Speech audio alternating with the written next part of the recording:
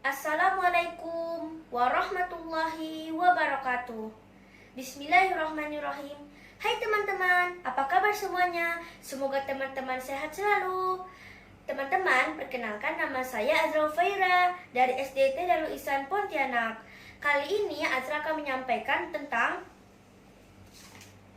kisah Buya Hamka dalam menuntut ilmu dari situs internet.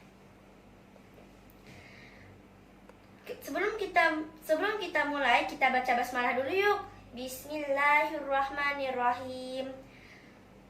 Buya Hamka lahir pada tanggal 17 Februari 1908. Nama asli Buya Hamka adalah Haji Abdul Malik Karim Amrullah.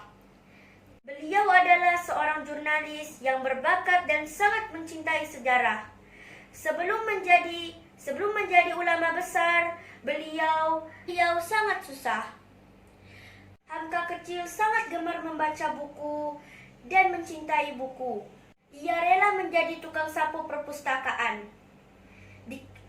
dengan tujuan agar ia bisa membaca buku berlama-lama yang ia suka.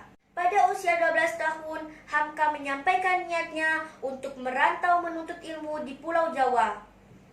Ia menyampaikan niatnya itu kepada ayahnya. Namun ayahnya yang bernama Syekh Abdul Karim Amrullah atau yang dikenal Inya Rasul melarang. Untuk apa jauh-jauh merantau mencari ilmu, sedangkan di sini kamu sudah mendapat ilmu agama seperti di Mesir, kata ayahnya yang seorang ulama. Akan tetapi ia bersikeras untuk berangkat menuntut ilmu ke Pulau Jawa. Akhirnya Hamka pun pergi ke Pulau Jawa. Hamka memulai perjalanan kaki dari kampung halamannya, Tanah Sirah, Sungai Batang, ke Padang Panjang. Dari Padang Panjang, Hamka melanjutkan perjalanan darat ke Bengkulu. Di tengah perjalanan, Hamka pun terserang penyakit campak hingga demam yang luar biasa. Teman-teman bisa bayangkan seorang remaja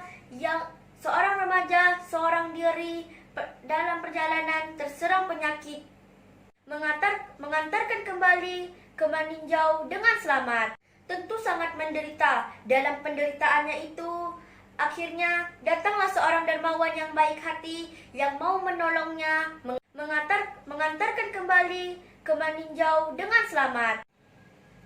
Karena Hamka remaja yang cerdas dan tekad yang kuat, pada usia 15 tahun, Hamka pun memulai perjalanan menuntut ilmu ke Pulau Jawa.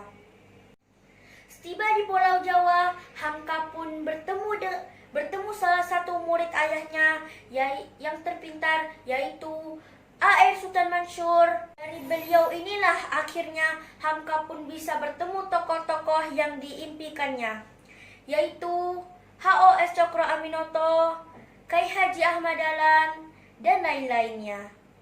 Di rumah A.R. Sultan Mansur, Hamka yang masih remaja dididik dan dilatihnya menjadi mubalik dan pandai berkhutbah dengan lancar. Setelah mengikuti pendidikan di rumah A.R. Sultan Mansur, Hamka melanjutkan perjalanannya menuntut ilmu di negara-negara Islam di Timur Tengah seperti di Mesir dan di Aljazair. Setelah dari Aljazair, Hamka ingin berhaji, maka singgahlah ia ke Mekah Al-Mukarramah. Saat itu, Hamka berusia 20 tahun. Usai melaksanakan haji, enggan untuk pulang. Namun akhirnya dibujuk dengan gurunya, yaitu A.R. Sultan Mansur. Maka ia pun pulang ke kampung halamannya di Sumatera. Sampai di kampung halamannya, ayahnya Inya Rasul bertanya kabar. Apakah Hamka sudah berhaji? Hamka menjawab, sudah ayah. Mana jubah yang kamu pakai? Hamka pun menjawab, tidak bawa pulang ayah. Lalu sang ayah yang juga ulama besar memberikan jubahnya itu dan memilikinya kepada Hamka. Hamka yang masih muda naik ke mimbar dengan berkhutbah. Dengan bimbingan ayahnya dan dipelajar dari Pulau Jawa dan di Timur Tengah. Hamka pun menunjukkan kemampuannya yang luar biasa yang didapatkan oleh sehingga mendapat pujian dari masyarakat. Begitulah Hamka mendapat pujian dari orang-orang dan Hamka pun menaik ke atas mimbar dan mimbar lain hingga mendapat undangan dari Raja Siak dan Raja Aljazair sehingga memperoleh gelar dokternya. Begitulah teman-teman dari sosok Buya Hamka yang menginspirasikan dalam menuntut ilmu. Semoga kita bisa mengambil pelajaran ini ya, untuk senantiasa belajar dan menuntut ilmu, karena Rasulullah bersabda, "Thalabul ilmi faridatun ala kulli muslim wa muslimah," yang artinya menuntut ilmu itu wajib yang muslim dan muslimah.